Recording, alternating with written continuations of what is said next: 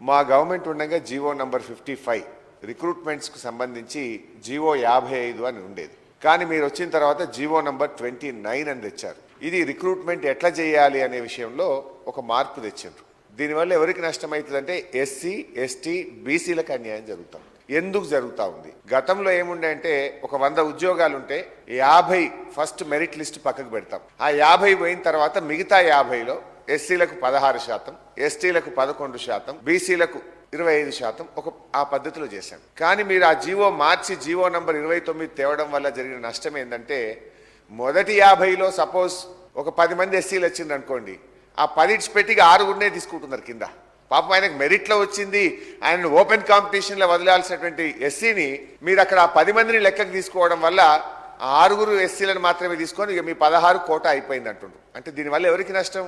మరో 10 మంది దళిత విద్యార్థులకు ఉద్యోగులు రాకుండా పోతా ఉంది. బీసీలకు నష్టమవుతుంది, గిరిజనులకు నష్టమవుతుంది. బట్ బట్టి గారితో నా రిక్వెస్ట్ ఏంటంటే మీకు సోషల్ కన్సర్న్ ఉంది కనుక ఈ జీవో వల్ల దళిత గిరిజన బలహీన వర్గాల విద్యార్థులకు నష్టం జరుగుతుంది కనుక ఇది గ్రూప్ 2, గ్రూప్ 1, గ్రూప్ 3 ఈ ఉద్యోగాల్లో ఈ తప్పుడు జీవో మీరు మార్చారు. మీ ప్రభుత్వం వచ్చిన తర్వాత దీన్ని రివ్యూ చేయండి. అవసరమైతే మీరు మీటింగ్ పెట్టండి. I will come to your meeting hall. మీరు ఏ టైంకు ఎప్పుడు ఎక్కడికి పిలిస్తే అక్కడికి వస్తా, అన్ని వివరాలతో వచ్చి మీకు ఎక్స్ప్లెయిన్ చేస్తా. Let us help the SC, ST, BC students in getting the employment.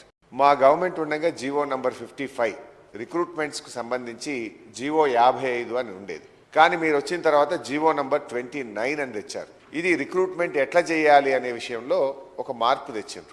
దీనివల్ల ఎవరికి నష్టమవుతుందంటే ఎస్సీ, ఎస్టీ, బీసీలకు అన్యాయం జరుగుతాం.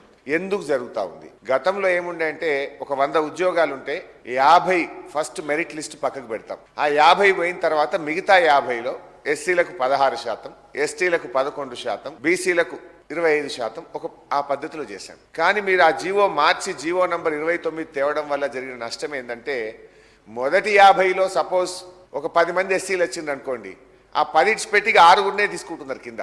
పాపం ఆయనకు మెరిట్లో వచ్చింది, ఆయన ఓపెన్ కాంపిటీషన్లో వదిలాల్సినటువంటి ఎస్సీని మీరు అక్కడ ఆ 10 మందిని లెక్కకు తీసుకోవడం వల్ల 6 ఎస్సీలను మాత్రమే తీసుకొని ఇక మీ 16 కోటా అయిపోయింది అంటుండ్రు. అంటే దీనివల్ల ఎవరికి నష్టం? మరో 10 మంది దళిత విద్యార్థులకు ఉద్యోగులు రాకుండా పోతా ఉంది. బీసీలకు నష్టమవుతుంది, గిరిజనులకు నష్టమవుతుంది. బట్ బట్టి గారితో నా రిక్వెస్ట్ ఏంటంటే మీకు సోషల్ కన్సర్న్ ఉంది కనుక ఈ జీవో వల్ల దళిత గిరిజన బలహీన వర్గాల విద్యార్థులకు నష్టం జరుగుతుంది కనుక ఇది గ్రూప్ 2, గ్రూప్ 1, గ్రూప్ 3 ఈ ఉద్యోగాల్లో ఈ తప్పుడు జీవో మీరు మార్చారు. మీ ప్రభుత్వం వచ్చిన తర్వాత దీన్ని రివ్యూ చేయండి. అవసరమైతే మీరు మీటింగ్ పెట్టండి. I will come to your meeting hall. మీరు ఏ టైంకు ఎప్పుడు ఎక్కడికి పిలిస్తే అక్కడికి వస్తా, అన్ని వివరాలతో వచ్చి మీకు ఎక్స్ప్లెయిన్ చేస్తా.